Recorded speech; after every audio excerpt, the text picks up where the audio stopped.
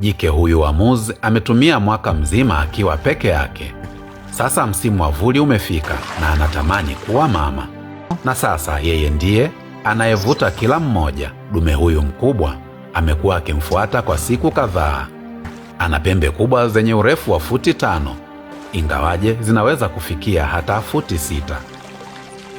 Lakini tuseme tu kwamba jike huyu bado anachunguza machaguo yake. Sasa dume huyu amevuta umakini wake. Ni mrefu, mwenye nguvu na mwenye mvuto. Na anajua kabisa jinsi ya kujionyesha.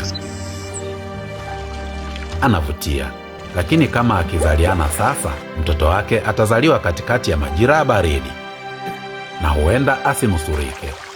Akisubiri kwa muda kidogo zaidi, mtoto anaweza kuzaliwa wakati wa joto la majira ya kuchipua. Muda sahihi ndio kila kitu.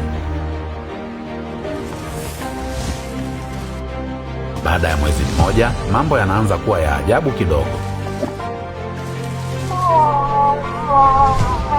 Kunusa, kujigaragaza, na mengine mengi ya hivi. Mkojo wa dume una pheromones nyingi, kemikali zinazoweza kumvutia jike wakati wa msimu wa kuzaliana. Lakini bado anapaswa kujizuia. Bado ni mapema sana. Hebu subiri kidogo ndugu.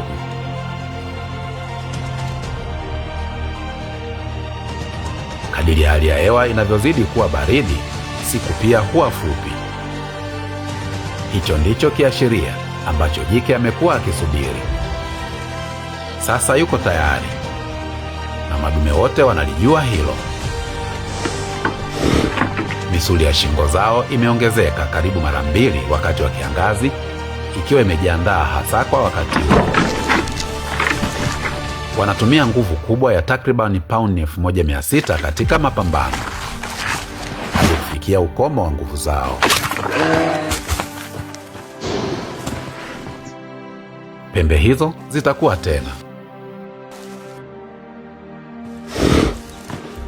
Na jike sasa amechagua muda sahihi.